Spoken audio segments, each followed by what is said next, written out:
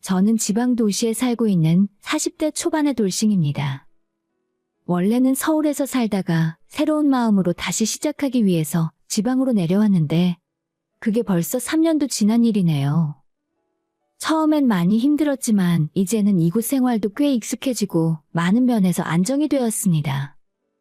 그래서 오늘은 제가 이렇게 서울을 떠나 지방에서 조용히 살게 된 이유를 이야기해드리고 싶어 사연을 보내게 되었어요. 저는 20대 초반에 대학을 졸업한 이후로 정말 평범하게 직장 생활을 하며 살았어요. 일에 엄청난 열정이 있었던 건 아니고 그저 월급 따박따박 받아가며 조용히 지내는 생활에 만족하며 잘 지내고 있었습니다. 평범했던 학창시절만큼이나 직장 생활도 무난하게 보냈던 것 같아요. 그러다가 선을 한번 보라는 이야기를 듣게 되었죠. 저희 큰이모가 얼마나 선을 보라고 강하게 이야기를 하시던지 그 등살에 못 이긴 저희 엄마까지 한번 나가서 얼굴 보고 차라도 마시고 오라는 말씀을 하실 정도였어요.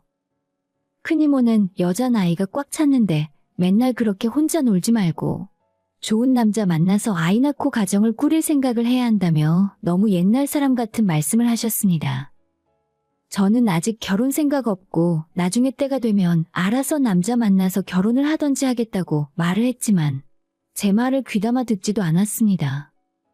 엄마는 큰이모가 옆에서 호들갑을 치고 닥달을 하니 귀가 팔랑팔랑 하신 것 같았죠. 결국 저는 얼마 후에 등을 떠밀려서 선자리에 나가게 되었습니다. 진짜 그 당시에 결혼 생각이 전혀 없었고 선자리도 제가 원해서 나간 자리가 아니었기 때문에 저도 모르게 내키지 않는 티를 내고 있었어요. 지금 생각해도 정말 예의가 없었는데 그럼에도 불구하고 이 남자는 굉장히 매너 있게 저를 대하며 식사 자리 끝까지 예의를 지켰습니다. 아무 관심이 없었지만 그런 모습을 보며 저는 미안한 마음이 들었어요. 그래서 마음을 고쳐먹고 카페로 자리를 옮겨 1시간 정도 진지하게 대화를 나누게 되었습니다. 그때 알게 된 건 이 사람은 자기 형과 함께 작은 사업을 한다는 것이었어요. 규모가 그리 크진 않아도 작고 내실이 있는 회사라 하더라고요. 대화를 나눌수록 사람이 허세 없이 진솔하고 상대방을 배려하는 모습이 몸에 배어 있어서 그게 인상적이었습니다. 애초에 아무런 마음 없이 나온 자리라서 제게 하는 질문에도 틱틱대며 단답으로 대응을 했었는데 그런 저한테도 매너 있는 모습을 보여주어서 마음이 열리더라고요. 그 뒤로 이 사람에 대해서 더 알고 싶고 솔직히 끌린 게 사실이에요. 그날 이후로 몇 번의 만남과 식사 자리가 더 있었고 이 사람이 저한테 첫눈에 마음에 들었다고 고백을 하더라고요. 내심 마음이 있던 저로서는 거절할 이유가 전혀 없었죠. 그렇게 우리는 결혼을 전제로 본격적으로 사귀게 되었습니다. 내 덕이야. 그렇게 좋은 남자 만나는 건 쉽지 않은 일이라니까? 나중에 너희들 결혼하면 나한테 옷 한 벌 해줘야 하는 거 알지? 큰이모는 이 모든 것이 본인 덕이라며 엄청 호들갑을 떨었습니다. 엄마도 제가 진지하게 연애하는 것이 싫지는 않으셨는지 저 대신 큰이모에게 진짜로 옷을 선물하셨어요. 연애를 시작하고 1년 뒤에 저희는 결혼까지 하게 되었습니다. 결혼 이후 초반 3년 정도는 정말 평범하고 안정된 생활을 한 것 같아요. 그러던 어느 날 문제는 예상치 못한 곳에서 갑자기 터지고 말았습니다. 남편이 핏기가 하나도 없이 새하얗게 질린 얼굴로 집에 와서는 저한테 이렇게 말을 했습니다. 큰일 났다. 어쩌지? 회사에 문제가 생겼어. 형이 연락이 안 되네. 형한테 이번 달 직원들 급여 줄 돈이랑 거래처 결제 대금까지 다 있는데 전화기도 꺼져 있고 연락을 안 받아. 뭐? 그럼 어떡해? 당신 회사 이제 어떻게 되는 거야? 저희도 그 당시에 새로 대출을 많이 받아서 새 집으로 이사를 간 상황이라서 남편 회사에 작은 문제가 생겼다고 하니 덜컥 겁부터 나더라고요. 아주버님은 시부모님하고도 연락이 끊겼다 하고 남편이 밤에 잠도 못 잔 채 주변에 수소문을 하고 찾아다녔지만 전혀 흔적도 발견하지 못했습니다. 결국 저희는 경찰에 실종 신고를 했는데 그래도 찾지 못했어요. 피해 금액은 처음 남편이 생각했던 것보다 훨씬 컸고 단순히 결제 대금뿐만 아니라 금융기관 대출과 오래된 거래처 사장님께 회사 이름으로 신용대출까지 받아서 사라진 상황이었습니다. 저희 부부는 새로 산 지 1년도 안 된 집을 다시 팔고 저희 부부가 가진 재산을 다 쏟아부었지만 결국 회사 부도를 막지 못했어요. 아주버님의 실종 신고를 하는 과정에서 제가 우연히 알게 된 건데 우리 남편과 아주버님은 원래 이복 형제였더라고요. 시아버님이 예전에 아주버님을 낳았던 분과 사별을 하고 그 뒤로 얼마 후에 지금 시어머니와 재혼을 해서 저희 남편을 갖게 된 상황이었습니다.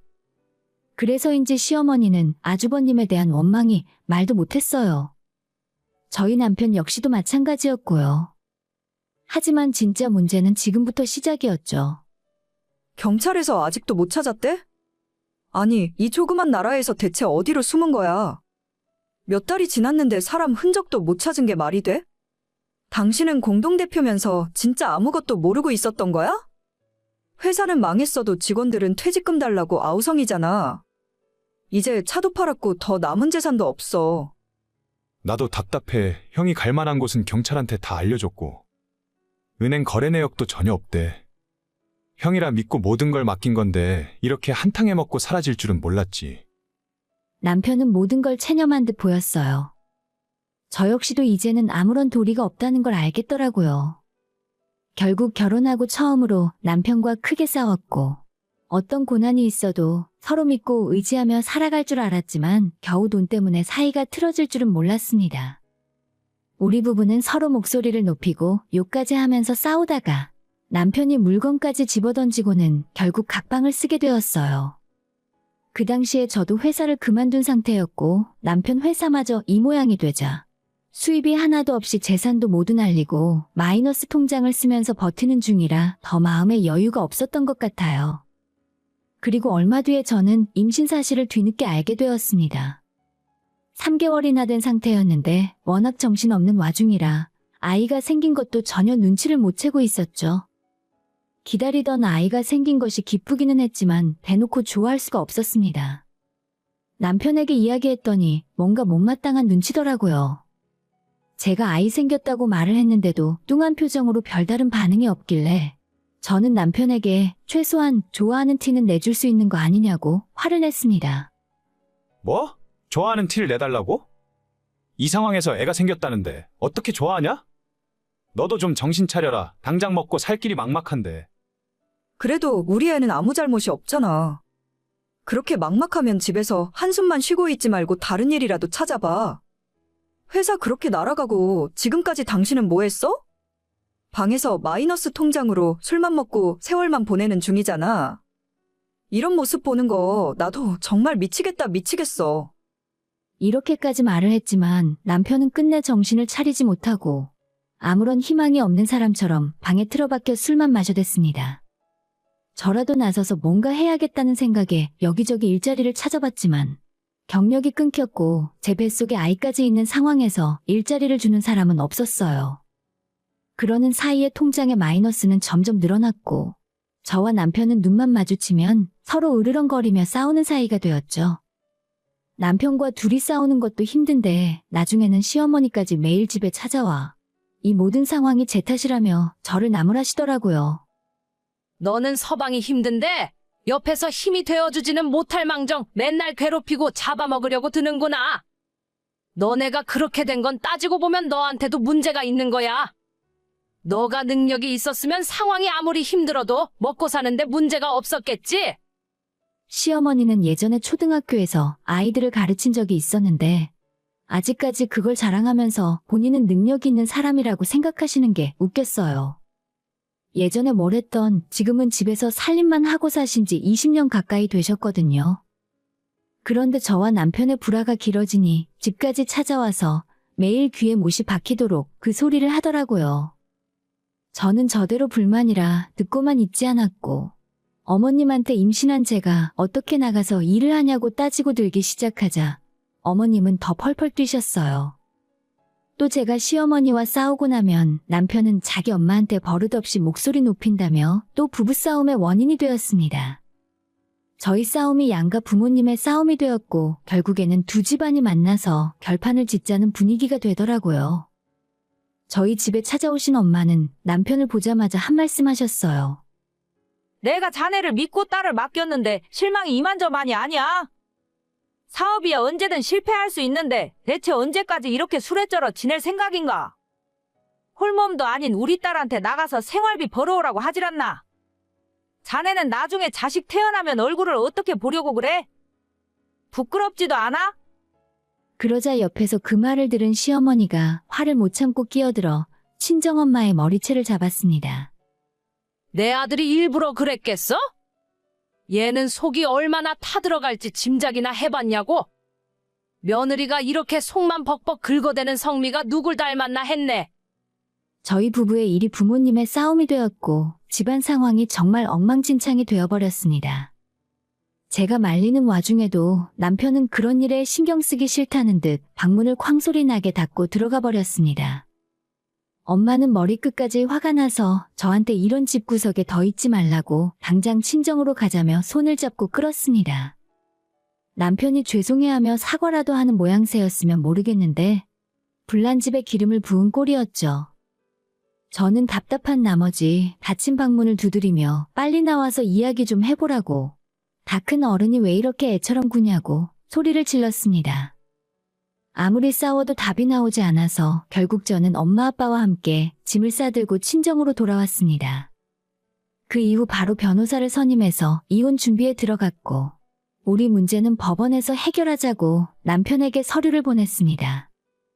이혼 서류를 작성하고 있으니 제 인생이 꼭 실패한 패배자가 된 기분이라 너무 속상하고 억울한 마음에 눈물이 흐르더라고요.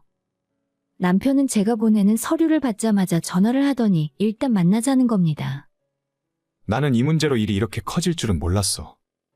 내가 미안하다. 이제 와서 만나면 뭐 어쩌게. 이왕 이렇게 된 거 각자 잘 살자. 남편도 남편이지만 시어머니한테 받은 상처가 너무 크더라고요. 연락을 제가 계속 거절했더니 남편은 저희 친정에까지 찾아와서 자기가 잘못했다며 무릎 꿇고 사정을 하기 시작했습니다. 자기가 다 잘못했다고 그때는 제정신이 아니었다며 친정 부모님께도 정식으로 사과하고 앞으로 정신 차리고 살겠다 말을 하는데 그 모습을 보니 갑자기 마음이 혼란스러워지기 시작했습니다. 뱃속에 아이도 있었고 이 사람이 원래 처음부터 나쁜 사람은 아니었거든요. 잘 되던 사업이 배다른 형 때문에 갑자기 망해버렸으니 그 심정이 어느 정도 이해는 하지만 지금까지 남편과 시어머니가 보여준 정 떨어지는 태도 때문에 오만정이 다 떨어졌으니까요. 처음엔 그냥 돌아가라 하고 돌려보냈지만 며칠 동안 매일같이 찾아와서 사과를 하고 기회를 달라고 하는 바람에 마음이 점점 약해졌습니다. 저희 부모님은 이대로 용서해줄 수는 없다고 남편에게 앞으로 어떻게 살 예정인지 각서를 쓰라고 말을 했습니다. 그 이후 저는 시어머니와도 형식적으로나마 화해를 하고 일단 집으로 다시 돌아오게 되었죠. 아직도 마음속에는 시어머니가 저한테 했던 말과 행동이 남아있었지만 뱃속의 아이를 생각해서 일단 겉으로라도 잘 지내는 것이 낫겠다 싶었죠. 남편도 얼마 후 바로 일자리를 구해 출근을 하기 시작했습니다. 아직도 남편과 제 사이는 서먹했지만 그래도 겉으로나마 행복한 척 지냈어요. 하지만 출산 예정일을 60일 정도 앞두고 있던 어느 날 제가 거동이 불편해서 집에만 있는 것이 답답하다 이야기했더니 남편은 가까운 곳에 드라이브라도 가자는 말을 하더군요. 한밤중에 드라이브라니 조금 의아했지만 막상 나와서 밤바람을 맞으며 달리고 있으니 답답한 속이 뚫리는 기분이 들었어요. 집 근처 산중턱에 있는 경양식 레스토랑에서 돈가스도 먹고 예쁜 카페에서 커피도 마셨습니다. 왠지 예전처럼 데이트하는 기분이 들어 좋더라고요. 마음은 즐거운데 몸이 무거워서 금방 피곤해졌고 저는 남편에게 집에 다시 돌아가자고 이야기했어요. 카페를 나와 차에 탔는데 남편이 갑자기 화장실 다녀오고 싶다고 하더라고요. 저 혼자 조수석에 앉아 남편을 기다리고 있었는데 잠시 후 차가 자기 혼자 굴러가기 시작했습니다. 그 카페가 산중턱에 있는 카페고 도로에서 약간 올라온 절벽 같은 곳에 위치해 있었어요. 차가 앞으로 굴러가는데 그 앞은 10m가 넘는 계곡으로 떨어지는 절벽이었습니다. 너무 놀라서 뒤를 돌아보니 남편도 뒤에 있다가 깜짝 놀라 어쩔 줄을 몰라 하더라고요. 이대로 떨어지면 무조건 죽겠다는 생각에 조수석에서 운전대 핸들을 잡고 미친 듯이 제 쪽으로 끌어당기며 돌렸어요. 그렇게 절벽으로 향하던 차를 옆으로 방향을 돌렸고 카페 진입로 언덕길을 한참 굴러 내려가고 도로를 횡단한 뒤에 커다란 바위에 정면으로 충돌하고 나서야 겨우 차가 멈췄습니다. 만약 그때 길에 차가 다니고 있었다면 또 다른 2차, 3차 충돌로 더 큰 사고가 되었을지도 몰라요. 바위에 충돌하기 전에 뱃속 아이가 생각나서 몸을 웅크리고 보호하려고 했지만 쾅하는 충격과 함께 저는 그대로 정신을 잃고 말았습니다. 얼마나 시간이 지났는지 119가 도착해서 저를 차에서 꺼내고 있을 때 다시 정신이 들었는데 그때 언뜻 보니 차는 앞이 완전히 박살이 나 있었고 에어백이 전부 터졌더라고요.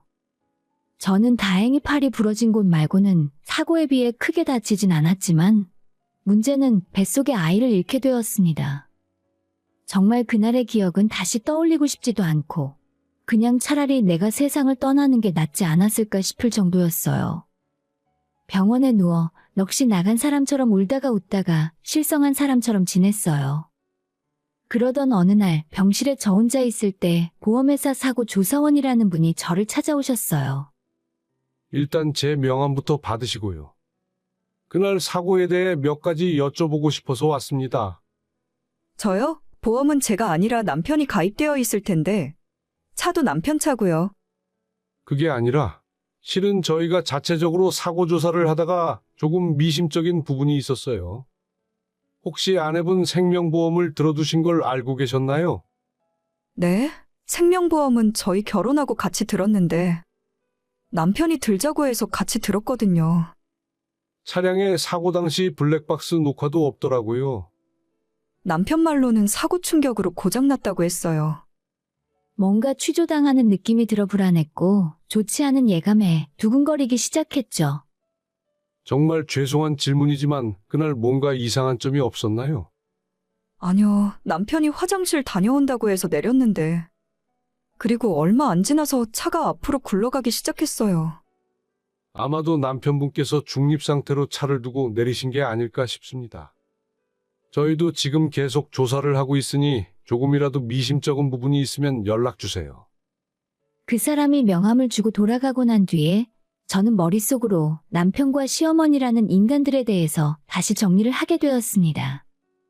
한 번 의심이 시작되자 두 사람의 모든 행동이 다 의문이 가기 시작했어요. 그날 이후로 남편과 시어머니에 대한 경계심이 높아졌고 겉으론 아무렇지 않은 척했지만 항상 경계심을 풀지 않았습니다. 얼마 후에 퇴원하고 집으로 왔고 남편과 시어머니는 자진해서 정성스레 저를 돌봐주기 시작했어요. 그런데 이상한 점은 남편과 시어머니가 주는 약만 먹으면 얼마 못 가 정신을 잃고 골아떨어지고 말았습니다. 아무리 졸음이 오는 약이라 해도 이렇게 정신없이 몇 시간을 쓰러지진 않을 텐데 뭔가 이상하다는 생각이 들었죠. 그래서 어느 날은 시모가 주는 약을 먹는 척하고 입에서 뱉은 후에 그로부터 몇 분 뒤에 자는 척을 하고 누워 있었죠. 그랬더니 남편과 어머님이 거실에서 대화하는 소리가 들리는 겁니다. 엄마, 이거 진짜 괜찮은 거 맞아? 나중에 부검이라도 해보면 어떡해? 그건 걱정 마. 엄마가 다 알아서 할게. 어차피 자식 잃고 우울증 걸려서 약 먹었다고 하면 되니까 의심도 안 할 거야. 거기까지 듣고 있는데 머리털이 쭉 펴서는 기분이었고 조용히 경찰에 문자로 신고했어요. 잠시 후에 경찰이 우리 집 문을 두드렸더니 거실에 있는 남편과 시어머니가 대체 경찰이 무슨 일이냐며 놀라더라고요. 그때 저는 방에서 뛰쳐나와 현관까지 내달렸고 경찰 두 분에게 저 사람들이 나한테 약을 먹이고 독살하려 한다고 살려달라 말했습니다. 경찰이 저희 집으로 들어왔고 저랑 같이 집안을 샅샅이 뒤졌더니 남편 컴퓨터 방 책상 서랍에서 엄청난 양의 약들이 발견되었어요. 남편은 그게 자기가 먹는 약이라고 주장했고 저는 경찰에 공식적으로 수사 요청을 드렸습니다. 나중에 보니 어머님과 남편 이름으로 고용량의 수면제를 계속 처방을 받았더라고요. 저한테 먹으라고 챙겨준 약에 그 수면제를 몇 알씩 섞어서 먹이고 있었습니다. 경찰 조사가 본격적으로 시작되고 카페 주차장 CCTV 분석 결과도 나왔는데 남편이 화장실을 가는 도중에 손을 쓰지 않고 차 뒤에서 몸통으로 밀고 있는 장면도 찍혀 있었습니다. 남편과 시어머니는 제 생명보험금을 노린 것이었어요. 진짜 소름 돋았던 사실은 실종 상태가 되어버린 아주버님 역시 어머님 앞으로 생명보험이 가입되어 있었고 언젠가 사망 처리를 하게 되면 그 보험금도 타려고 했다는 점입니다. 이 모든 사실을 알게 된 후로 소름이 돋고 다리가 후들거릴 지경이었죠. 돈에 눈이 멀어 가족들을 해할 생각을 할 수 있는지 상상이 되질 않았습니다. 남편은 저와 결혼할 무렵부터 하던 사업이 기울기 시작했고 그때부터 시어머니와 함께 회사를 일부러 부도내고 배다른 형과 저를 이용해서 보험금을 타낼 계획을 세우고 있었습니다. 증거가 너무 많이 나와서 시어머니는 이미 모든 사실을 자백했고 판사에게 반성문까지 쓰면서 선처를 요구하며 싹싹 빌었습니다. 돈 때문에 부모 자식도 몰라뵌다는 소리만 들었지 진짜 그런 인간들을 겪어보니 너무 무섭고 소름이 돋았습니다. 그 사람들을 모두 감옥에 가두고 남편과의 관계를 정리했어요. 당시에는 삶의 회의감이 들고 사람이 싫어져서 모든 것을 뒤로 한 채 아무도 저를 알지 못하는 지방 작은 도시로 내려와 지금 이곳에 정착을 했어요. 전부 지나간 일이라서 이제는 어느 정도 극복을 했고 이렇게 담담히 이야기할 수 있게 되었지만 지금도 가끔은 남편이 저를 차에 태워서 낭떠러지로 밀어버리는 그런 악몽을 꾸고는 해요. 아마도 제가 당황해서 그냥 멍하니 있었다면 그대로 절벽으로 떨어져서 이 세상 사람이 아니었겠죠? 다시 얻은 두 번째 인생이라 생각하고 하루하루 감사하는 마음으로 살고 있습니다. 오늘의 사연은 여기까지입니다.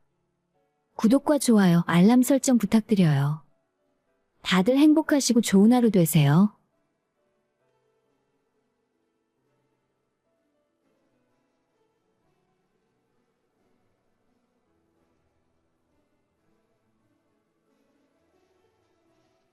저는 서울에 살고 있는 40대 중반의 여성입니다. 제 인생이 남들보다 특별하게 잘 나가길 원했던 건 아니에요. 그저 평범한 삶, 소소한 행복이면 충분하다 생각하며 결혼을 하게 되었습니다. 하지만 제 결혼 생활은 그 평범이라는 단어조차 허락되지 않더라고요. 정말이지 지옥이 따로 없었습니다. 결혼 생활 중에 제가 시댁에 가면 늘 신경이 잔뜩 곤두섰어요. 다혈질인 시어머니와 개념 없이 구는 시누이. 하지만 그 중에서 제일 큰 문제는 남편이었습니다. 만약 남편만이라도 그런 상황에서 제 편이 되어 주었다면 제가 이 결혼 생활을 참고 억지로 이어나갔을지도 모를 일이었어요. 하지만 남편은 그 두 사람보다 더하면 더했지 결코 도움이 되지 못했습니다. 제가 어렵게 마련한 집을 자기 여동생에게 통째로 넘기려 하질 않나, 몰래 시댁으로 들어갈 계획을 세우질 않나, 심지어 그 와중에 외도까지 저질렀어요. 그러니 저는 제가 지금껏 걸어온 인생이 너무도 아까워서 절대로 이 사람을 용서할 수 없었습니다. 결국 남편은 순간의 실수라며 만났던 상간녀 때문에 빈털터리가 되었고 그로 인해 지금은 인생이 완전히 무너져 내렸어요.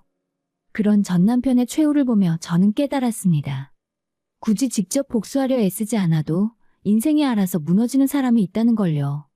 망하라고 기도하지 않아도 스스로 무너지는 삶이 있다는 것을요. 이제 제 지난 이야기를 풀어보려 합니다.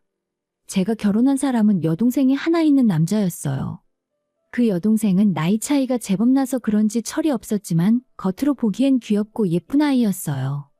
남편과 연애한 지 2년쯤 되었을 때 그 사람의 집안 형편을 어렴풋이 알게 되었습니다. 하지만 저희 집도 그다지 넉넉한 형편은 아니었기에 애초에 그런 건 크게 신경 쓰지 않았죠. 얼마 후에 막상 결혼 얘기가 나오자 그 집은 제 생각보다 훨씬 더 여유가 없다는 걸 알게 됐습니다. 그래서 결국 우리는 양가 부모님들의 지원 없이 결혼하기로 했죠. 그냥 도움받지 말고 우리 가진 걸로 시작해보자. 미안해. 우리 집안에 좀 여유가 있었으면 신혼집도 해오는 건데.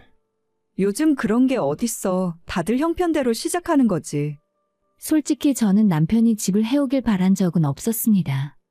한 사람이 모든 걸 부담하는 것보다는 함께 준비하는 게 더 낫다고 생각했어요. 요즘 웬만한 집값이 얼마나 비싼데 그걸 남편 한 사람에게만 부담하라고 할 순 없잖아요. 그렇게 조금은 부족한 점도 있었지만 우리는 열심히 결혼 준비를 했고 얼마 후 부부가 되었습니다. 처음 시작은 16평짜리 재건축이 예정되어 있던 낡은 아파트였어요. 게다가 전세도 아닌 월세였지만 신혼의 설렘으로 가득 찬 보금자리였습니다. 하지만 집주인의 사정으로 계약 기간이 끝나기도 전에 이사를 해야 했고 급하게 알아본 빌라로 또다시 이사를 가게 되었죠. 하지만 그 당시에 전세 사기 뉴스도 많았고 집주인이랑 연락도 잘 안 되는 바람에 남편도 저도 너무 불안해지더라고요. 이대로는 도저히 마음 놓고 살 수 없겠다 싶어 계약 기간이 끝나기도 전에 부동산에 다시 집을 내놓았고 그렇게 짧은 시간에 또 이사를 하게 되었죠. 결혼을 하자마자 자리가 잡히기도 전에 몇 번의 이사를 반복하며 깨달았습니다. 집이 없는 서러움이라는 게 이런 거구나 하고요. 다행히 금전적인 손해가 크진 않았지만 그건 체력적으로 정신적으로 힘든 일이었어요. 애초에 혼수로 비싼 가구를 들이지도 않았는데 자꾸 여기저기 옮기다 보니 하나 둘씩 망가졌고요. 그럼에도 우리는 비교적 긍정적으로 살았습니다. 저는 정리의 달인이 되었고 쓸모없는 물건을 버리는 법도 배웠습니다. 여보, 이것도 버리자. 그건 그냥 두지. 아깝잖아. 이거 우리 충동구매로 사놓고 지금까지 한 번도 안 썼잖아. 솔직히 집에 있는지도 몰랐지? 그렇긴 하네. 좁은 집에서는 짐도 함께 살아야 하기에 쓸모없는 물건은 과감히 버리는 게 답이었습니다. 그럼에도 우리는 여전히 신혼이라 생각하며 살았어요. 집도 없고 가진 것도 없지만 직장이 있고 둘 다 아픈 곳 없이 건강하고 서로 의지할 수 있는 사람이 있으니 그걸로 충분하다 여겼지요. 하지만 단 하나, 시댁과의 관계만큼은 제가 어쩔 수 없었습니다. 처음엔 제가 부족해서 제 성격이 모난 곳이 있어서 시어머니와 가까워지지 못했다고 여겼어요. 하지만 결혼 후에 본 시어머니는 제가 알던 분이 아니었습니다. 순간에 화를 참지 못하고 쌍욕까지 하며 감정을 쏟아내는 분이었죠. 문제는 그분이 화가 나는 일이 있으면 그 감정을 전부 저에게 쏟아낸다는 겁니다. 말도 안 되는 일로 화를 내고 심지어는 본인 아들에게는 말 한마디 못하면서 저에겐 막말을 서슴지 않았어요. 야, 너는 뭐 대단한 일 한다고 우리 아들한테 집안일을 시켜? 어머님, 저희 맞벌이 하잖아요. 저도 일하고 지금 막 들어왔는데요. 거짓말 마라. 대체 우리 아들을 어떻게 구워 삶았길래 네 편을 들게 만드냐? 글로 다 옮겨 적지는 못하지만 그 당시 어머님께 듣는 욕은 태어나서 처음 듣는 욕이었습니다. 그런 일이 있을 때마다 남편은 저한테 미안하다 사과하고 어머니를 말리려 했었지만 그런 말과 행동이 반복되면서 저는 점점 지쳐갔어요. 어머님은 결코 변하지 않았고 저는 그로 인한 스트레스를 고스란히 받으며 살았습니다. 그나마 다행이었던 건 남편이 어머님의 그런 불같은 성격을 잘 알고 있었던 점이었어요. 그는 늘 저에게 미안해했고 중간에서 조율하려 했었죠. 하지만 시간이 지나며 그 사람이 할 수 있는 한계도 드러났습니다. 어머님이 울면서 자기가 억울하다고 전화를 하면 결국엔 저보다 어머님의 편을 들었습니다. 그리고 저는 이런 상황 속에 점점 무뎌졌습니다. 상처받고 눈물 흘리던 내성적인 제가 이제는 할 말은 하고 사는 사람이 되어버렸어요. 남편, 시어머니, 그리고 시누이까지. 저를 힘들게 했던 그 모든 사람들이 결국은 각자의 무게에 짓눌려 무너졌습니다. 저는 이제 더 이상 그들을 원망하지 않아요. 지금 이 글을 읽고 있는 누군가가 비슷한 아픔을 겪고 있다면 말해주고 싶습니다. 인생은 언젠가 반드시 균형을 맞추게 되니 너무 억울해하지 말라고요. 저희는 월세에서 시작해 전세로 또 다른 전세로 그렇게 이사를 여러 번 다녔습니다. 그 당시에는 강남 한강뷰처럼 근사한 집은 아니더라도 집주인 눈치 볼 필요 없이 마음 편히 살 수 있는 우리 집을 마련하는 게 가장 큰 꿈이었어요. 그래서 악착같이 돈을 모으며 살았습니다. 그러던 어느 날 남편이 지방 근무를 가게 되었다는 소식을 들었어요. 회사에서는 대충 3년 정도 예상하래. 3년 금방이지 뭐. 그래도 자기랑 떨어져 지낼 줄은 몰랐어. 저는 서울에서 직장을 다니고 있었기에 남편과 함께 내려갈 수 없었습니다. 그래서 우리는 딱 3년만 떨어져 있어도 서로를 위해 견디자고 약속했죠. 그렇게 주말 부부가 되어 평일에는 각자의 회사에서 열심히 일을 했고 주말이 되면 남편이 서울로 올라오기도 하고 가끔은 제가 남편의 사택이 있는 지방으로 내려가기도 했습니다. 서로 바빠 주말에 얼굴을 못 보는 날이면 아쉽긴 했지만 그런 생활도 어느새 익숙해지더라고요. 저희보다 더 힘들게 사는 분들도 많겠지만 저 역시 정말 치열하게 살았습니다. 주식도 다른 투자하는 법도 몰랐고 사실 돈을 모두 잃을까 겁도 나서 애초에 시도조차 하지 못했어요. 그래서 오직 저축, 그것만이 저희 유일한 재테크 전략이었죠. 하지만 해가 갈수록 집값은 빠르게 오르는데 저축만으로 따라잡기엔 너무 벅찼습니다. 그래서 결국 부족한 금액은 대출을 받을 각오로 어떻게든 돈을 모아보자 마음먹었어요. 주변의 다른 친구들은 매년 해외여행도 다니고 골프도 치고 가족끼리 캠핑도 가고 그런 모습이 부럽기도 했지만 저는 당장 눈앞에 닥친 현실을 봐야 했습니다. 대중교통으로 출퇴근하고 연봉이 오르면 무조건 적금을 하나 더 들었어요. 하나 둘 만기되는 통장이 늘어날 때마다 뿌듯함이 밀려왔습니다. 물론 사람이다 보니 스트레스 풀 곳은 필요했어요. 그래서 저는 돈이 들지 않는 저만의 취미를 만들었습니다. 집 근처 도서관에서 책을 빌려 읽고 집 앞 공원에서 조깅을 하는 등 돈을 안 써도 행복할 수 있다는 걸 알게 되었죠. 결혼 전과 소비 습관도 완전히 달라졌습니다. 생필품은 아껴 쓰고 옷이나 화장품도 최소한만 구입했죠. 가방은 많아도 결국 드는 건 한두 개고 신발도 출근용 하나, 러닝화 하나면 충분했습니다. 그렇게 절약하다 보니 매달 저축 금액이 늘어났고 통장 속 숫자가 커질수록 희망도 커져갔어요. 누군가는 제게 그렇게까지 아끼며 살아야 하냐고 묻겠지만 저는 명확한 목표가 있었기에 할 수 있었습니다. 물론 사고 싶은 것도 먹고 싶은 것도 많았지만 참고 또 참았어요. 그리고 그렇게 참고 버텼더니 언젠가 반드시 보답을 해주더군요. 그런 와중에도 남편은 여전히 지방에서 지냈습니다. 처음엔 3년이면 된다고 했지만 어느 순간 1년만 더 또 2, 3년만 더 그렇게 연장이 계속되었습니다. 답답했지만 그럴수록 남편의 호봉이 빠르게 오르고 회사에서도 고생하는 걸 알아주었기 때문에 대우는 점점 좋아졌어요. 나름 연봉도 괜찮고 상여금도 잘 나오는 자리였기에 이직보다는 그냥 몇 년만 더 버텨보자고 마음먹었습니다. 남편은 주말마다 서울로 자주 올라왔고 평일에는 매일같이 영상통화를 하며 살았어요. 어느 금요일 저녁에는 남편이 몰래 집에 찾아와서 저녁상을 차려두고 저를 기다리고 있더라고요. 깜짝이야, 당신 언제 왔어? 오늘 낮에 도착했지. 회사에 반차 썼어. 자기 놀라게 하려고. 진짜 완전 감동이야. 그날은 오랜만에 연애 시절처럼 저녁을 먹고 맥주도 한 잔 마시고 손을 잡은 채 동네를 산책했습니다. 주말 부부로 몇 년이 지나서 혼자 사는 생활에 익숙해졌다고 생각했지만 그래도 남편이 곁에 있으니 확실히 사람이 사는 것 같았어요. 그렇게 좋은 날도 있었지만 남편이 다시 지방으로 내려간 후에 저는 다시 혼자의 생활로 돌아왔습니다. 그래도 다행히 남편이 없는 동안 시어머니가 집에 찾아오는 일은 없었어요. 명절만 되면 어쩔 수 없이 시댁에 가야 했지만요. 그때마다 어머님은 아들이 혼자 살며 고생한다고 눈물을 흘리셨고 신우는 곁에서 얄미운 소리를 덧붙였습니다. 가만 보면 언니는 무슨 복이 있어서 우리 오빠 같은 착한 사람을 만나서 이렇게 편하게 살까? 오빠는 월급 꼬박꼬박 주고 언니는 혼자서 하고 싶은 거 다 하고 살잖아요.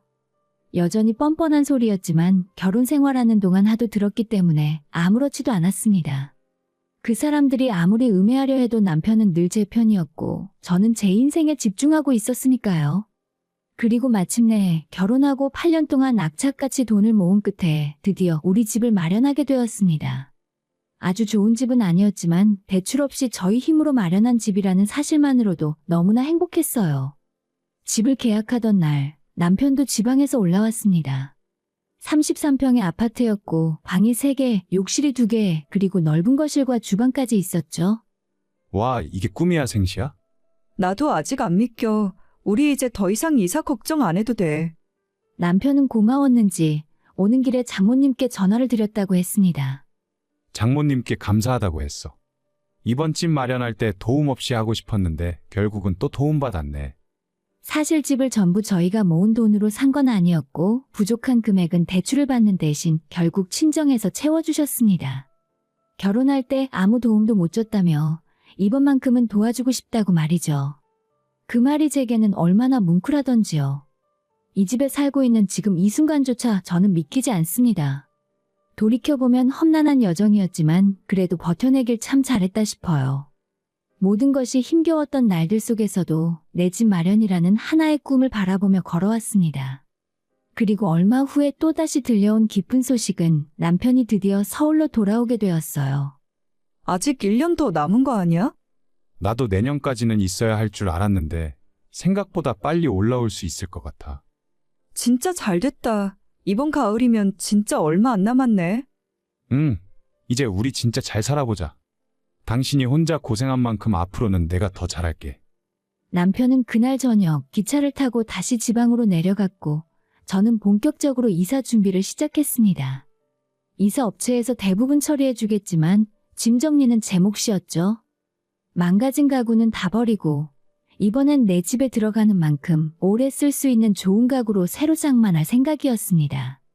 시간이 날 때마다 가구점도 다니고 가전제품도 하나씩 둘러봤어요. 처음 결혼을 준비하던 그때처럼 마음이 설레고 기분이 좋았습니다. 이사 당일 남편은 없었지만 좋은 이사업체를 만나서 짐은 순조롭게 옮겨졌어요. 좁은 집에서 넓은 집으로 이사를 오니 짐도 더 깔끔하게 정리됐고 청소는 좀 힘들어도 넓은 공간이 마냥 좋았습니다. 그런데 며칠 뒤 받기 싫은 한 통의 전화가 걸려왔어요. 바로 신우이였습니다. 언니, 새 집으로 이사 잘했어요? 뭐 그럭저럭요. 근데 언니, 그 집 관리비는 한 달에 얼마나 나와요?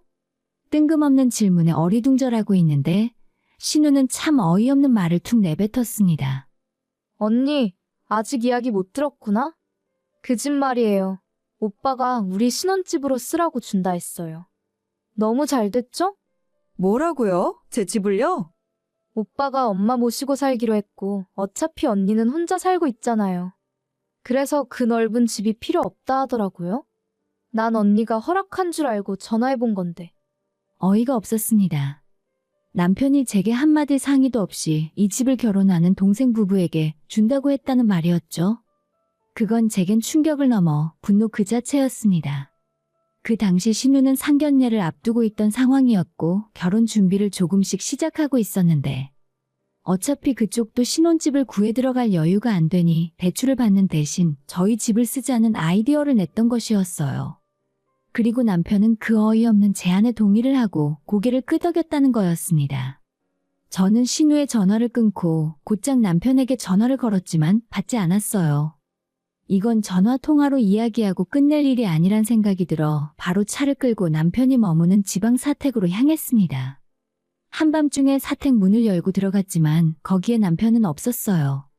그의 방 안과 그의 책상 어딜 봐도 흔적이 없었죠. 그런데 방 안에서 들려오는 벨소리. 남편이 핸드폰을 두고 나갔더라고요. 그 폰을 확인하는 순간 저는 심장이 내려앉는 느낌을 받았습니다. 어떤 여자와 다정히 볼을 맞대고 찍은 사진이 휴대폰 메인 화면에 올라와 있더라고요. 그걸 보자마자 바로 감이 왔습니다. 이 사람 여기에 다른 여자가 있구나? 지금 내가 따지러 온 문제는 집 때문이었는데 남편은 그보다 더 큰 배신을 저지르고 있었어요. 핸드폰을 계속 뒤져보니 제 예상이 맞았습니다. 다정하게 연락을 주고받으며 이미 깊은 사이로 발전해 있더군요. 시작한 지는 얼마 안 됐다고 해도 그건 중요하지 않았습니다. 바로 저에 대한 배신이 문제였어요. 그때 사택의 문이 열렸습니다. 현관에서 나는 소리에 나가보니 남편과 그 여자가 함께 들어오는 모습을 보게 되었어요. 여보, 당신이 여긴 웬일이야? 두 사람이 아주 다정하게 들어오네. 여기서 살림이라도 차린 거야? 아니야, 여보. 그게 아니고 얘는 그냥 회사 직원이야. 같이 지방 근무하는 처지에 같이 저녁이나 먹고 그런 거야. 누가 물어봤어? 그리고 너는 어디가? 내가 두 사람 사이를 방해하는 것 같아서 나가는 거야? 됐어. 어차피 나는 바로 갈 테니까 둘이 하던 거 계속해. 제가 차키를 들고 나가자 남편은 따라오지 못했고 상간녀는 제 뒤를 따라와 말했습니다. 잠깐 저랑 얘기 좀 하시죠. 난 그쪽이랑 할 말 없어. 너네 둘 다 내가 절대 가만 안 둘 거야. 가만 안 두면 뭘 어쩔 건데요?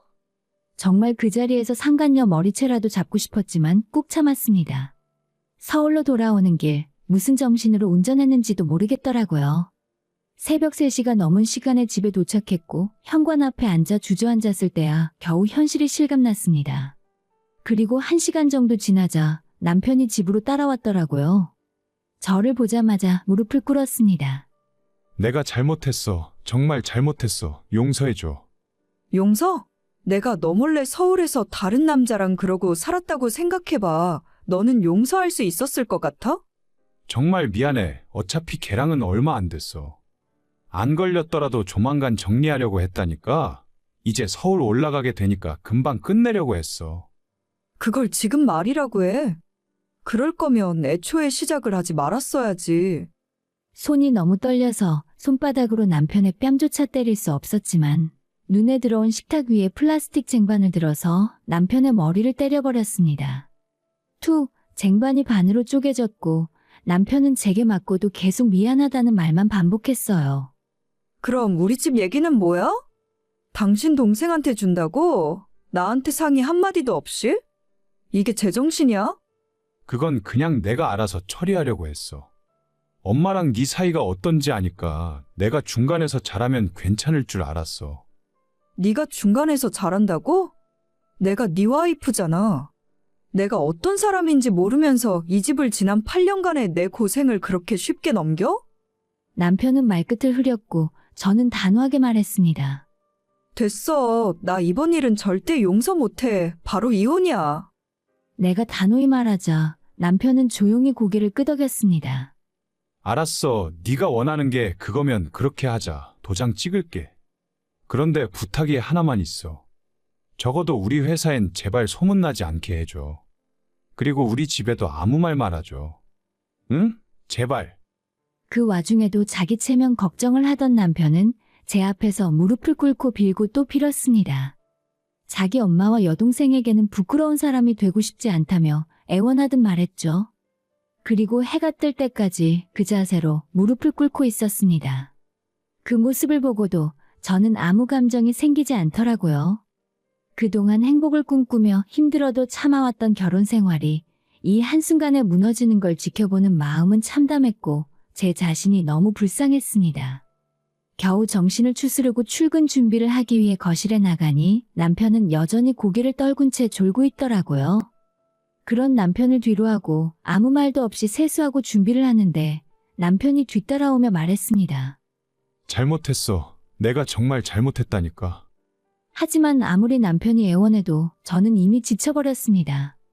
남편의 말에도 아무런 대꾸도 없이 집을 나섰고 회사에서도 일에 집중할 수 없었어요.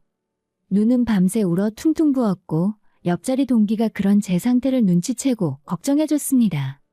쉬는 시간을 이용해 그 친구는 조용히 제 말을 들어줬고 저는 처음으로 남편의 외도와 집 문제, 그간 있었던 모든 일을 털어놓았어요. 와, 네 남편 그렇게 안 봤는데 어쩜 그럴 수가 있어? 그러니까 나도 아직 충격에서 못 벗어났어. 하지만 그때도 저는 이혼을 고민만 하고 있었던 건 아닙니다. 이미 마음은 떠난 상태였으니까요. 단지 조용히 도장 찍고 끝내기엔 너무 억울했을 뿐입니다. 도둑처럼 뒤에서 저 몰래 집을 신우에게 넘기려 한 것도 나 몰래 다른 여자와 바람을 피운 것도 그 모든 게 하나로 엉겨서 가만히 나만 당하고 끝낼 순 없다는 마음이 강해졌습니다. 그날 저녁 퇴근하자마자 지하 주차장에 있는 남편 차에서 꺼낸 블랙박스 메모리 카드엔 두 사람이 차 안에서 웃고 떠들며 노는 모습이 고스란히 담겨 있더라고요. 지하 주차장에서 집으로 다시 올라오니 남편은 여전히 저를 기다리고 있었습니다. 왔어? 이제 퇴근하나 보네. 아직 안 내려갔네. 내가 지금 어떻게 가? 우리 아직 얘기 끝난 거 아니잖아. 혹시 너 우리 집엔 말 안 했지? 했으면 지금쯤 난 당신 엄마한테 머리채 잡혔겠지. 그제서야 남편이 물었습니다. 내가 어떻게 하면 되겠어? 말만 해. 네가 하자는 대로 다 할게. 그래서 저는 조용히 말했습니다. 그럼 각서라도 써. 재산 포기 각서. 남편은 처음엔 당황하더니 잠시 고민 끝에 결국 방으로 들어가 종이 한 장을 꺼내더군요. 그리고는 어떤 일이 있어도 이 집에 대한 권리를 주장하지 않겠다고 적었습니다. 그 다음 날 저는 남편과 함께 그 각서를 들고 변호사 공증을 받았고 집을 공동명의에서 제 명의로 변경했어요. 이제 당신이 원하는 대로 된 거 맞지? 앞으로 나 건드리지 마. 나도 그럼 아무 말 안 해. 알았어. 며칠 뒤 우리는 합의 이혼 서류를 법원에 제출했습니다. 아이도 없고 어차피 이제는 나눌 재산도 없었기에 절차는 빠르게 진행되었어요. 하지만 그게 끝이 아니었습니다. 곧이어 상간녀 소송을 준비하려던 찰나 오히려 상간녀가 저를 역으로 먼저 고소한 겁니다. 정말 기가 막힐 노릇이었죠.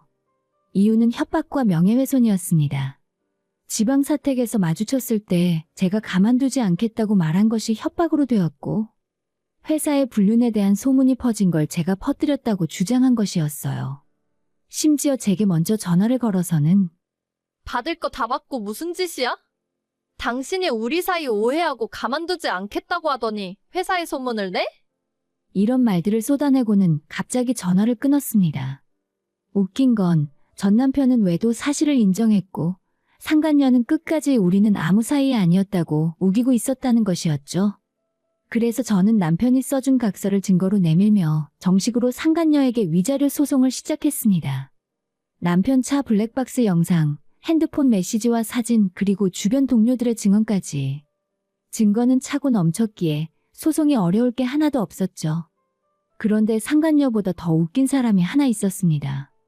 바로 전 남편이었어요. 너 우리 회사에 알리지 않기로 했잖아. 그래서 내가 각서까지 썼는데. 나 지금 얼굴 들고 회사 다니지도 못한다고. 그럼 그쪽에서 날 고소하지 말든가. 내가 건드리지 말랬잖아. 그 여자가 먼저 날 고소했어. 그럼 나도 맞대응해야지. 그렇게 서로 책임을 미루던 전 남편은 결국 재산분할 청구 소송까지 걸었습니다. 이혼 후에도 일정 기간 안에는 재산분할이 가능한데 우리가 이혼한 지 얼마 되지 않아 가능했던 것이었어요. 그리고 나서 저에게 문자를 하나 보냈습니다. 너 사람 잘못 건드렸어. 그따위 각서가 법적 효력이 있는 줄 알아? 집 절반은 내 거니까 그렇게 알아. 문자를 보는 순간 화가 나기보단 피식 웃음이 났습니다. 어째 하는 짓이 상간녀와 똑같아 보였어요. 둘이 어쩜 그렇게도 닮았을까? 저 사람들이 바로 천생연분이 아닐까 싶더라고요. 물론 일반적인 재산 포기 각서는 법적 효력이 없을 수 있지만 우리의 경우는 달랐습니다. 분명 이혼을 전제로 한 정식 합의문이었고 이혼 전문 변호사 앞에서 합의 이혼을 할 것이라 밝힌 채 공증을 받았어요. 양측이 명확히 동의한 바 있었기에 법원에서도 그 효력을 인정해 주었습니다. 그럼에도 전 남편은 법정에서 구질구질하게 말하더군요. 그 당시에는 제가 협박과 폭행 때문에 강제로 그 각서를 쓸 수밖에 없었습니다. 그래서 그 각서는 무효입니다. 전부 무효라고요. 전 남편은 법정에서 그렇게 외쳤지만 법원은 그의 주장을 받아들이지 않았습니다. 그 어떤 근거도 설득력도 없었으니까요. 결국 법원은 그 각서를 자유의사에 의해 작성된 것으로 인정했고 재산분할 청구는 기각되었습니다. 그렇게 저는 그가 욕심냈던 집도 소중한 저희 공간도 지켜낼 수 있었어요. 그리고 예정대로 상간녀 소송도 계속 진행했습니다. 상간녀는 뻔뻔하게 그땐 이미 헤어진 사이였다고 주장했지만 헤어졌든 아니든 가정을 파탄낸 책임은 피할 수 없었어요. 그녀는 유부남이라는 걸 알면서도 멈추지 않고 행동했고 저는 이미 그 모든 증거를 차곡차곡 모아두었죠.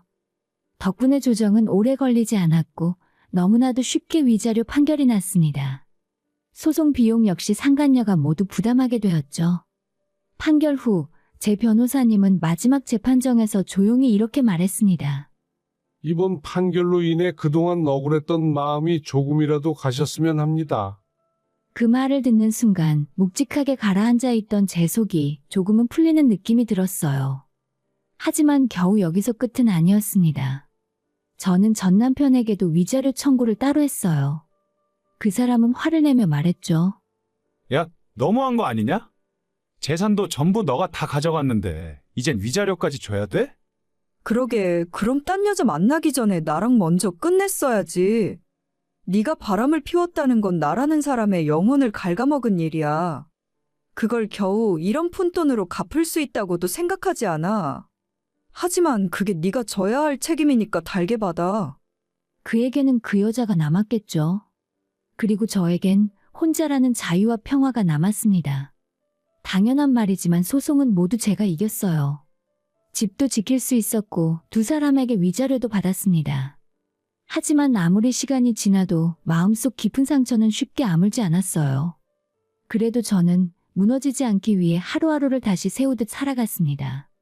회사는 조용했고 몇몇 동료들은 제 상황을 알고 배려해주더라고요.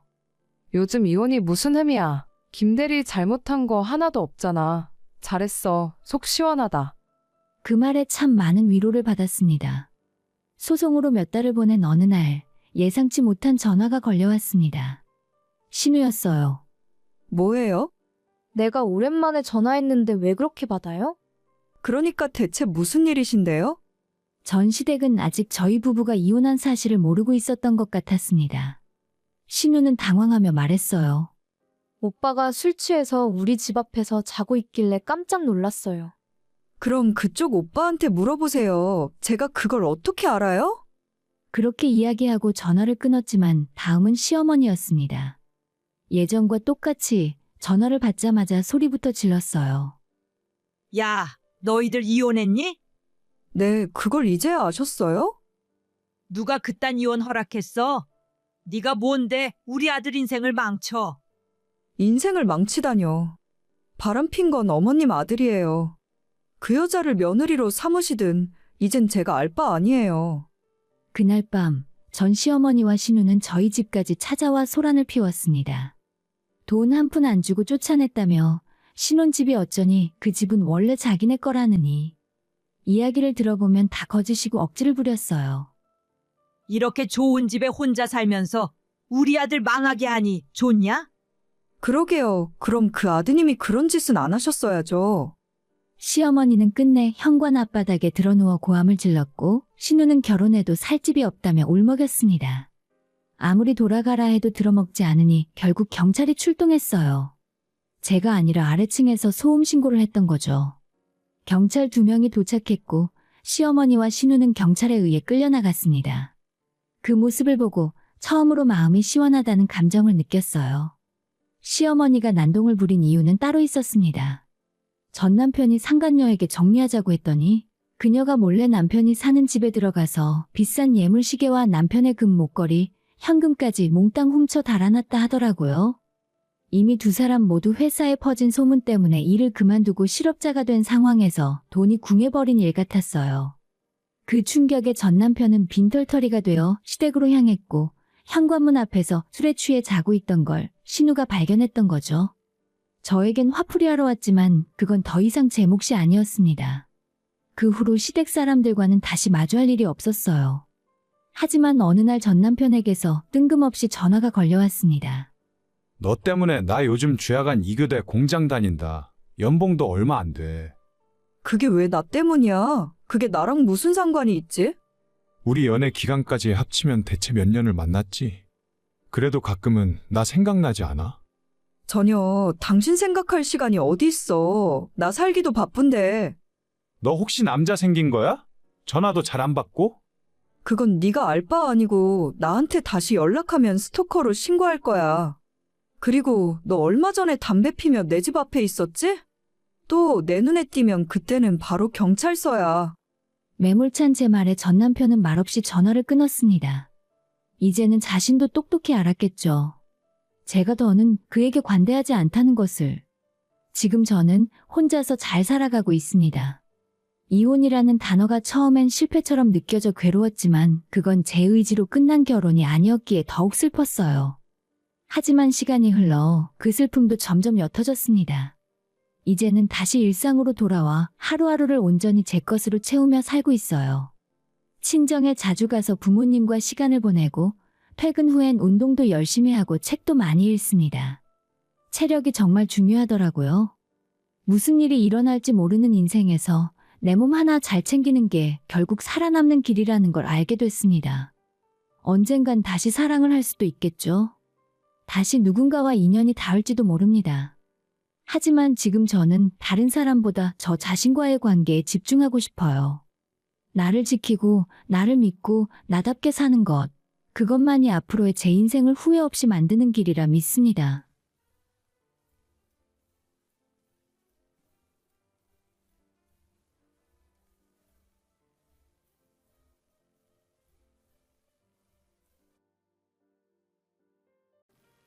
지금으로부터 얼마 전 대한민국 모든 사람들이 주식을 하고 코인을 하고 그런 걸 하지 않으면 바보 취급당했던 시절을 기억하시죠? 저한테는 그게 마냥 남의 일이 아니었어요. 코인과 주식 단타 매매에 빠져버린 시어머니와 동서 때문에 그 사이에서 스트레스 받고 살았던 제 사연을 한번 이야기해볼까 합니다. 어릴 때부터 저는 크게 성공하고 싶다는 욕심 같은 건 없었어요. 평범하게 결혼해서 아이 낳고 평범한 행복을 찾으며 살고 싶었습니다. 딱 중간만 가자는 제 좌우명처럼 정말 특별할 것 없는 평범한 삶을 살았던 저는 공부도 딱 남들 하는 만큼만 하고 노는 것도 남들 하는 만큼만 하면서 살았던 그런 사람이었죠.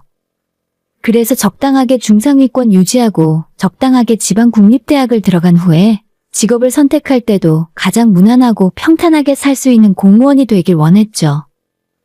물론 공무원 시험을 통과하기 위해 공부도 제 나름대로 정말 열심히 했습니다.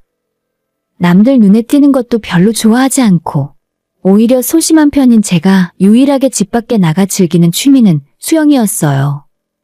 수영은 예전 학창 시절부터 열심히 했었고 대학 다닐 때나 지금까지도 시간이 나면 항상 수영하러 다닙니다. 실내 수영장은 물론이고 강이나 바다 수영 그 어떤 것도 다 매력이 있어서 좋아해요. 특히 수경을 끼고 바닷속으로 들어가면 뭔가 마음도 편안해지고 인간관계에서 오는 피곤함 같은 것들이 눈 녹듯 사라지는 기분이라서 제가 너무 좋아하는 취미입니다. 공무원 시험 준비를 하는 동안에는 잠깐 쉬었지만 합격하고 발령받아 일을 시작한 뒤로 다시 열심히 수영을 즐기고 있어요. 그러다 보니 사람들과도 많이 친해지게 되었고 바다수영 동호회까지 만들어서 활동을 하고 있습니다. 그곳에서 새로 들어온 신입 남자 회원을 만나게 되었는데 그 사람이 바로 제 남편이 되었죠. 일단 남편의 첫인상은 훤칠한 키였고 떡 벌어진 어깨를 갖고 있었으며 수영이 처음은 아니라 하더라고요. 어떤 여자가 보더라도 호감을 금방 가질 법한 훈남 인상이라서 저를 제외하고도 동호회 여자 회원들의 관심을 한몸에 받는 그런 사람이었어요. 그 남자 주변에는 항상 남녀불문 많은 사람이 모였고 신입 회원임에도 불구하고 이미 동호회 오랜 고인물들처럼 잘 어울렸습니다.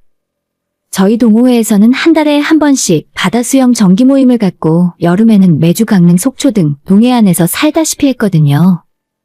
이 사람도 동호회 가입 이후로 처음으로 바다에 나오게 되었는데 실내 수영은 곧잘 해도 바다수영은 서투를 줄 알았습니다. 같은 수영이라 해도 바다는 완전 다르긴 하거든요. 하지만 이 사람은 저보다 훨씬 능숙하게 잠수를 즐기는 모습이었고 그 모습에 저를 비롯한 다른 회원들 모두 놀라게 되었어요. 그때 이후로 관심을 갖게 되었고 이 남자가 고등학교 때까지 수영선수 출신이라는 걸 알게 되었죠. 평소에 자기 이야기를 잘하지 않는 사람이라 처음엔 몰랐지만 점점 친해지고 사적으로 만나 밥을 먹고 술도 한잔하게 되면서 그런 사실도 이야기하는 친한 사이로 발전했어요. 이 사람 역시 저와 같은 공무원이었고 저희가 통하는 부분이 생각보다 많았습니다. 공통된 취미생활과 관심사 덕분에 자연스럽게 만남이 잦아졌고 정이 점점 깊어지다가 얼마 지나지 않아 눈이 맞게 되었죠. 저는 소심한 편이었고 이 사람은 저보다는 훨씬 적극적이고 활동적인 사람이었지만 제가 어디서 용기를 냈는지 먼저 고백을 하게 되었어요.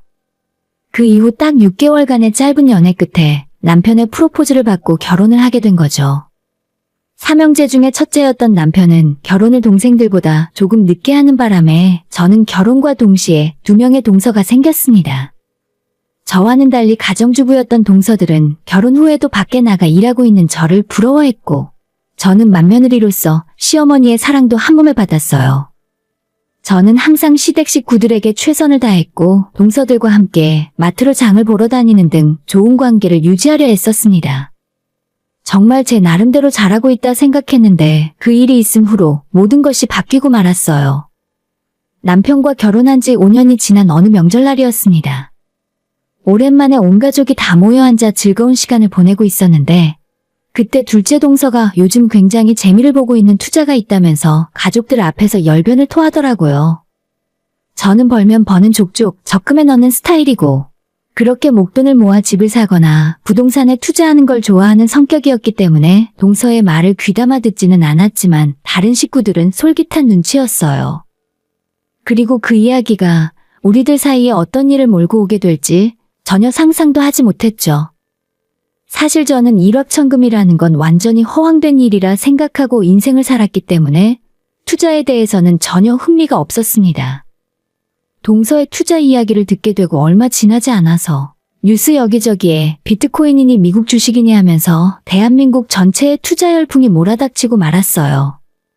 온 세상에 인생 역전하는 사람들의 이야기로 도배가 되었고 우리 집안에도 코인 투자에 손을 대는 사람이 나타나게 되었습니다. 이전에 가족들 모인 자리에서 투자를 해야 한다고 말했던 둘째 동서네였는데 이미 예전에 사둔 비트코인이 엄청나게 가격이 오르면서 꽤 큰 돈을 벌게 된 거죠. 진짜 요즘 세상에 돈이면 안 되는 게 없다는 말처럼 오랜만에 가족 모임에서 만난 둘째 동선의 식구들의 모습은 완전히 몰라보게 바뀌었습니다. 1억이 넘는 비싼 외제차에 명품 가방과 명품 옷으로 몸을 휘감았고 그렇게 바뀐 옷차림만큼이나 저나 다른 식구들을 대하는 태도가 많이 달라졌어요. 동서, 투자로 돈 많이 벌었다면서 진짜 그런가 보네. 축하해, 진짜 부럽다. 뭐 얼마 벌지도 못했어요. 이제 시작인데요, 뭘. 형님도 이번 기회에 한번 계좌부터 만들어봐요. 내가 하나부터 10까지 다 알려준다니까요? 아니, 나는 이런 거 무서워서 못하겠더라. 그냥 송충이는 솔잎을 먹고 살아야지. 역시 공무원은 어쩔 수 없네요. 뭐 마음대로 하시고 나중에 부러워하지나 마세요. 자기가 돈을 많이 벌었다는 건 알겠는데 저를 대놓고 무시하는 말을 해댔습니다.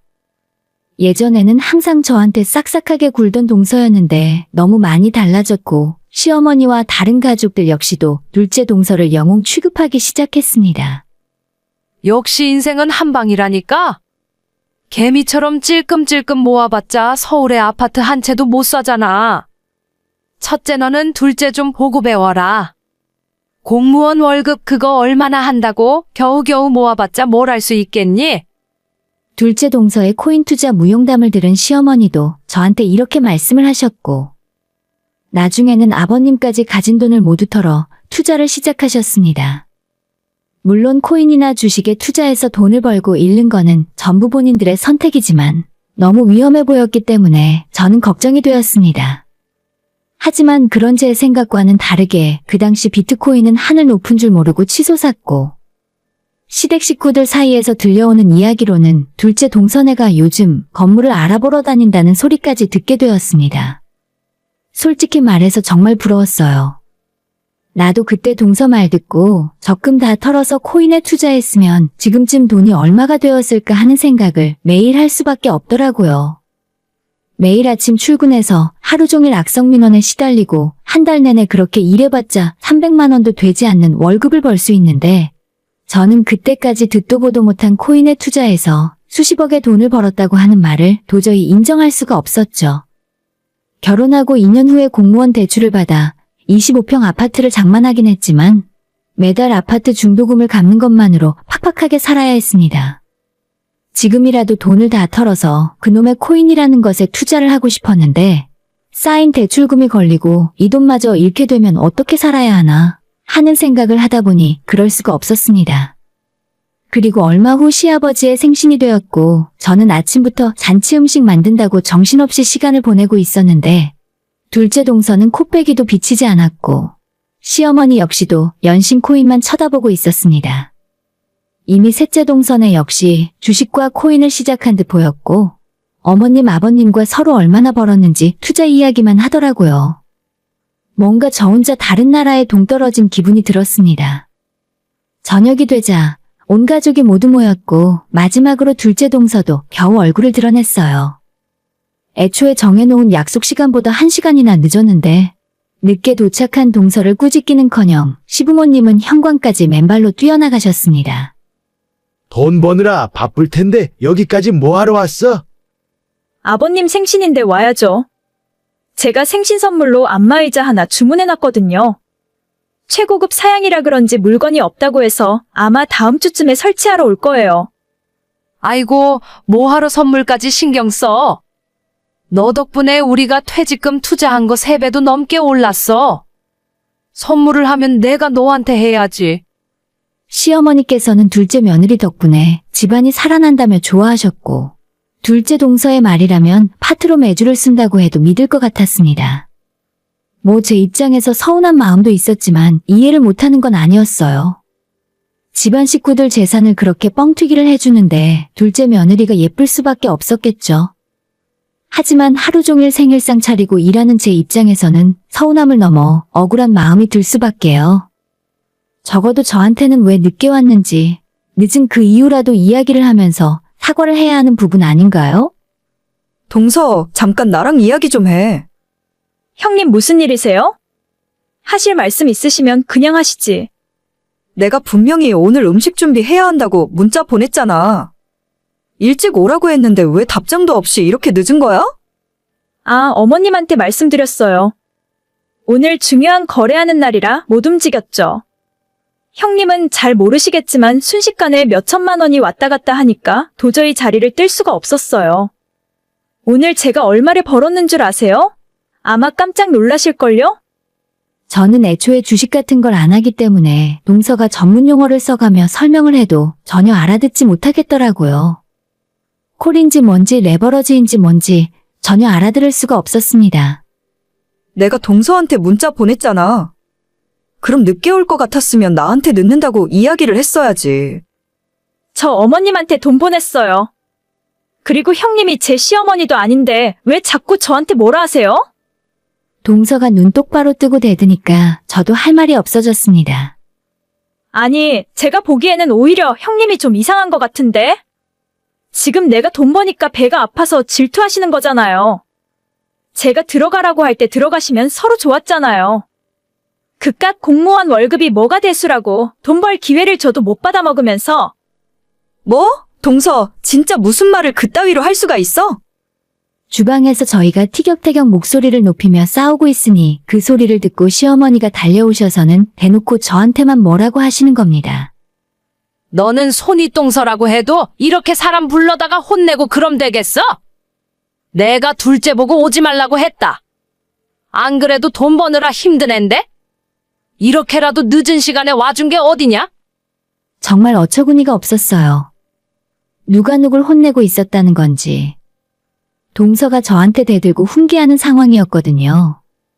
제가 뭐라고 변명을 해보려 해도 어머님은 제 말을 듣기도 싫다 하고 입 다물라 하더라고요. 너 식구들끼리 분란만 일으킬 거라면 그냥 집에 가라. 어차피 너 일도 다 했잖아. 괜히 좋은 날에 너 때문에 식구들끼리 이게 뭐 하는 짓이야? 시어머니의 차디찬 눈빛을 받으면서 저는 그 길로 곧장 집으로 돌아왔고 얼마 후에 남편도 아이를 데리고 집으로 왔습니다. 집에 돌아와서 남편 얼굴을 보자마자 저는 꾹 참고 있던 눈물을 쏟아냈습니다. 여보, 내가 미안해. 그때 동서가 비트코인 하라는 말 듣고 우리 저금한 거 다 털어넣었으면 당신 외제차 타고 다닐 수도 있고 우리 아들 유학도 보낼 수 있었을 텐데. 집에 돌아오면서 생각을 해보니 동서가 애초에 싸가지 없게 말을 해서 그렇지. 제가 그 말 듣고 가진 돈을 탈탈 털어 동서 따라 투자했으면 우리 식구들한테 나쁠 일이 하나도 없겠더라고요. 최소 수억 이상 돈을 벌어서 우리 집 대출금도 싹 다 갚고 남은 인생을 좀 더 여유 있게 살 수 있었겠죠. 그런 생각을 하니 너무 미안하고 마음이 찢어지게 아팠습니다. 하지만 남편은 저를 원망하는 마음이 하나도 없었고 그런 위험한 길을 가는 것보다 우리 능력껏 하나하나 쌓아나가는 생활에 만족하고 있다 하더라고요. 나도 한때는 혹하는 마음이 생기긴 했는데 만약 우리가 그런 걸로 쉽게 돈을 벌었으면 지금 하는 일에 만족 못했을 것 같아. 우리 동현이한테 부끄럽지 않게 열심히 일하는 모습 보여주는 부모가 되자. 남편이 저를 다독여주는 덕분에 마음을 한결 놓을 수 있었습니다. 나중에 아들과 이야기하면서 알게 된 사실인데 제가 그날 시댁을 혼자 뛰쳐나온 후에 남편은 시어머니와 둘째 동서에게 아주 크게 화를 내고 앞으로 다신 이 집에 안 오겠다 이야기하고 돌아왔다 합니다. 그래도 이 집안에 든든한 내 편 하나는 있다는 생각이 들어서 좋았어요. 그 뒤로 시간이 흘러도 비트코인 열풍은 잠잠해질 줄 몰랐고 둘째 동서뿐 아니라 시어머니와 셋째 동서까지 가진 돈을 모두 털어넣고 대출까지 받아서 비트코인에 빠져들었죠. 당연히 저희 공무원들 입장에서도 비트코인으로 완전 뜨거웠어요. 하지만 그로부터 얼마 지난 후 제가 어느 날 아침 출근을 했더니 다들 핸드폰을 쳐다보며 울상을 짓고 있었습니다. 아, 어쩌지? 나 이거 와이프 몰래 대출받아서 투자한 건데. 나 완전 망한 것 같아. 엄청난 폭락이 있었고 그 시간에도 실시간으로 계속 떨어지고 있었습니다. 며칠 동안 회사 내에서 사람들 한숨소리만 들릴 정도였어요. 진짜 나 빼고 나머지 사람들이 다 투자를 하고 있었구나 싶었습니다. 어차피 내 일도 아니고 내 돈은 거기에 한 푼도 들어가 있지 않아서 대수롭지 않게 여기고 있었는데 얼마 지나지 않아 시어머니에게서 먼저 연락이 왔고 저와 남편을 모두 집으로 와보라며 부르셨어요. 부름을 받고 찾아갔더니 둘째와 셋째 내외가 모두 모여 있었습니다. 저번에는 내가 미안했다. 그때는 내가 좀 이성을 잃었던 것 같아. 갑자기 저한테 시키지도 않은 사과를 하는 시어머니와 뭔가 바라는 표정으로 저를 바라보는 두 명의 동서가 있었죠. 대충 시어머니와 동서가 하는 이야기를 들어보니 다들 코인에 모든 전 재산이 다 물려 있었고 본인들 돈 외에도 대출까지 받아서 투자를 한 상황이었어요. 형님 정말 죄송해요. 저번에는 제가 실수했어요. 다름이 아니라 지금 저희들이 원금도 못 빼는 상황인데 형님이랑 아주버님 둘 다 공무원이시잖아요. 공무원 대출 좀 받아서 빌려주시면 저희가 원금 찾고 바로 갚아드릴 수 있어요. 갑자기 저희 보고 돈을 빌려달라 했습니다. 집담보로 대출받고 이래저래 대출받으면 남편이랑 제가 수억 원을 빌릴 수는 있는 상황이었어요. 하지만 제가 동서들 때문에 인생을 걸고 대출받아서 돈을 빌려줄 수는 없는 노릇 아닙니까? 제가 아무런 대답을 안 하고 가만히 있었더니 이번엔 어머님까지 나서서 힘들 때는 서로 돕고 살자 하셨어요. 이럴 때는 형제들끼리 좀 도와야 한다. 너희가 그래도 우리 집안의 공무원이라서 얼마나 다행인지 몰라. 이번만 버티고 넘어가면 다시 크게 오를 테니까 너희들 돈도 몇 배는 불려서 줄 수 있어. 폭락한 지금이 기회라면서 저희한테 대출을 받아 돈을 다 끌어달라고 하는데 진짜 할 말이 없더라고요. 아마 제가 알기로 그때까지는 어머님이나 둘째 동서는 가지고 있는 걸 싹 다 정리하면 원금을 잃는 건 아니었고 어느 정도 수익은 나는 상황이었어요. 셋째 동서가 늦게 들어가는 바람에 얼마 벌지도 못하고 돈만 잃고 있었는데 그래도 그때라도 끝냈어야만 했습니다. 저는 정신 차리고 지금이라도 그만하라고 말했지만 이미 온 식구들의 눈이 뒤집어져서 제가 하는 말은 듣지도 않고 돈만 달라 요구했습니다. 남편도 저도 돈 못 주겠다고 제발 그만하라고 말렸는데 본인들 뜻대로 되지 않자 시댁 식구들은 저희한테 화를 내기 시작했습니다. 돈 안 줄 생각이면 괜히 초치지 말고 당장 꺼지라고 하시길래 남편과 저는 뒤도 안 돌아보고 시댁을 나와버렸어요. 남편한테 나중에 들은 이야기지만 시부모님은 아버님 퇴직금까지 전부 꼬라박은 상황이고 셋째 동서는 아예 살던 집 전세금을 빼고 월세로 돌려서 완전히 인생을 다 걸어둔 상황이었죠. 둘째 동서네는 이미 도련님까지 회사를 때려치우고 집에서 하루 종일 컴퓨터 화면만 쳐다보고 있었는데 잘 될 때는 20억 정도를 벌어서 건물을 사내만에 했었거든요. 하지만 그 당시에 가진 돈 전부 털어놓고 대출까지 끌어서 넣은 상황이었고 그날 이후로도 계속된 폭락과 함께 그동안 벌었던 이득도 다 까먹고 원래 가지고 있던 원금도 거의 다 까먹고 빚만 잔뜩 남게 되었죠. 참 사람 마음이 화장실 들어갈 때와 나올 때가 다르다는 말처럼 비트코인 오를 때는 그렇게 사이가 좋던 시댁 식구들이 원금까지 잃게 되자 서로 물고 뜯고 싸우는 모습을 보며 참 한심하다는 생각이 들었습니다. 물론 투자는 본인들의 선택이고 누가 책임질 수도 없는 일이에요. 하지만 자기가 투자해서 돈 벌었다고 그렇게 자랑하면서 주변 사람 끌어들여 놓고 이제 와서 자기 책임 없다고 하는 모습이 좋아 보이진 않았습니다.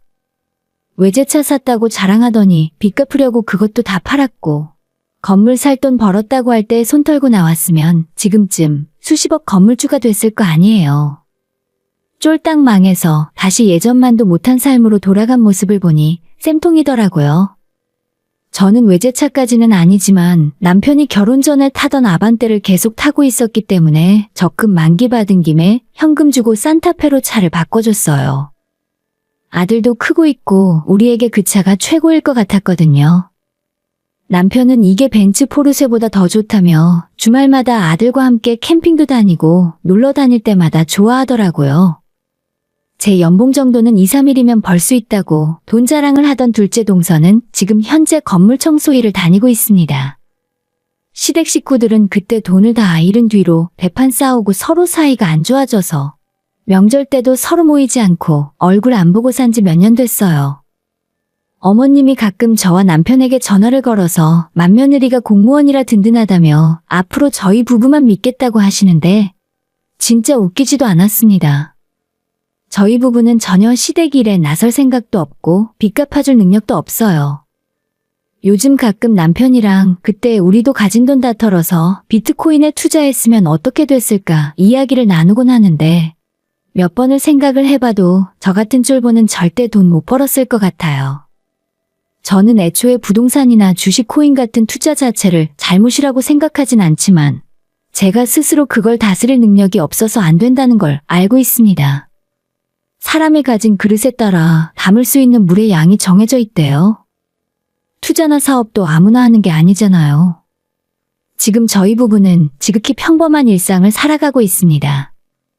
한 달에 한두 번 아들과 함께 캠핑하러 다니고 1년에 한 번씩 동남아나 오키나와 같은 곳에 가서 스킨스쿠버도 즐기면서 살아요. 세상 살다 보면 어려운 일도 많고 많은 유혹도 있지만 여러분들은 주어진 환경에서 행복을 찾으며 사셨으면 좋겠어요. 오늘의 사연은 여기까지입니다. 구독과 좋아요, 알림 설정 부탁드려요. 다들 행복하시고 좋은 하루 되세요.